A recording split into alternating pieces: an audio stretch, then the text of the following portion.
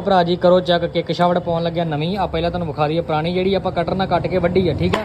ਤੇ ਪੈਣ ਕਿੰਨੇ ਚ ਲੱਗੀ ਆ? 3500 ਚ ਪੈਣ ਲੱਗੀ ਆ। ਮੇਰੇ ਭਰਾ ਨੂੰ ਭਾਵੇਂ ਡੁਪਲੀਕੇਟ ਕਹੋ ਭਾਵੇਂ ਦਿੱਲੀ ਨੰਬਰ ਕਹੋ, ਪਰ ਜੋ ਵੀ ਇੱਥੇ ਆਉਂਦਾ ਕੰਮ ਕਰਾਉਂਦਾ ਉਹਨੂੰ ਪਤਾ ਦਾ, ਜਿਹੜੇ ਤੇ ਸਿਆਣੇ ਮਿਸਤਰੀ ਆ ਚੰਗੇ ਜਿਹੜੇ ਕੰਮ ਕਰਦੇ ਉਹਨਾਂ ਨੂੰ ਪਤਾ ਲੱਗ ਜੂਗਾ ਵੀ ਇਹ ਦੇਸੀ ਆ ਜਾਂ ਡੁਪਲੀਕੇਟ ਆ ਜਾਂ ਓਰੀਜਨਲ ਆ, ਠੀਕ ਆ ਕਿ ਨਹੀਂ। ਚੈੱਕ ਕਰ ਲਓ, ਪਾਰਟ ਨੰਬਰ ਚੈੱਕ ਕਰ ਲਓ, ਰੇਟ ਲਿਸਟ ਚੈੱਕ ਕਰ ਲਓ। 300 ਤੇ ਜਾਣੀ 350 ਰੁਪਏ ਦੇ ਬਾਰਕੋਡ ਵੀ ਲੱਗਾ ਵਾ, ਜਦੋਂ ਮਰਜ਼ੀ ਸਕੈਨ ਕਰੋ, ਠੀਕ ਆ ਕਿ ਨਹੀਂ।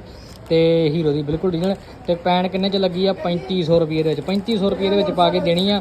ਪਹਿਲਾਂ ਵੀ ਭਰਾਵਾਂ ਨੂੰ ਕਿਹਾ ਕਿੱਕ ਸ਼ਾਫਟ ਜਿਹੜੀ ਉਹ ਵਿੱਚੇ ਪਾ ਕੇ ਦੇਣੀ ਹੁੰਦੀ ਆਪਾਂ, ਤੇ 3500 ਰੁਪਏ ਦੇ ਵਿੱਚ ਪਈ। ਭਰਾ ਕਹਿ ਦਿੰਦਾ ਵੀ ਠੇਕੇ ਵੀ ਠੇਕੇ ਮਾਰਦੇ, ਪਰ ਮਾਰਦੇ ਠੇਕੇ ਹੀਰੋ ਦੇ ਅਸੀਂ, ਦੂਜੇ ਠੇਕੇ ਨਹੀਂ ਮਾਰਦੇ, ਹੀਰੋ ਦੇ ਠੇਕੇ ਮਾਰਦੇ ਆ।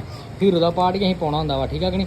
ਹਾਂ ਤੇ ਕਰੋ ਚੱਕ ਮੇਰੇ ਭਰਾ ਅਰਸ਼ ਬਾਈਕ ਮੋਨ ਖੜਾ ਤੇ 3500 ਰੁਪਏ ਵਿੱਚ ਕਿੱਕ ਸ਼ਾਫਟ ਬਿਲਕੁਲ ਹੀਰੋ ਜੈਨੂਅਨ। ਤੇ ਕਿੱਕ ਦਾ ਗੁੜਕਾ ਵੀ ਜੋ ਹੈ ਉਹ ਵੀ ਹੀਰੋ ਦਾ ਪਾਵਾਂਗੇ, ਵੱਧ ਤੋਂ ਵੱਧ 90,000 ਰੁਪਏ ਦਾ ਹੁੰਦਾ, ਠੀਕ ਹੈ ਕਿ ਨਹੀਂ। ਓਕੇ ਰਿਪੋਰਟ ਕਰਾ ਕੇ ਦੇਵਾਂਗੇ, 1 ਸਾਲ ਦੀ ਫੁੱਲ ਗਾਰੰਟੀ। ਬਹੁਤ ਬਹੁਤ ਧੰਨਵਾਦ ਕਰਦੇ ਭਰਾਵਾਂ ਜਿਹੜੇ ਪਹੁੰਚ ਜਾ, ਠੀਕ ਹੈ ਗੋਪੀ। ਓਕੇ ਓਰੀਜਨਲ ਹੈ ਨਾ ਬਿਲਕੁਲ ਓਕੇ। ਰਿਪੋਰਟਾਂ ਚੀਥਾਂ ਬੰਦ ਤੇ ਭਾਫਾਂ ਬੰਦ।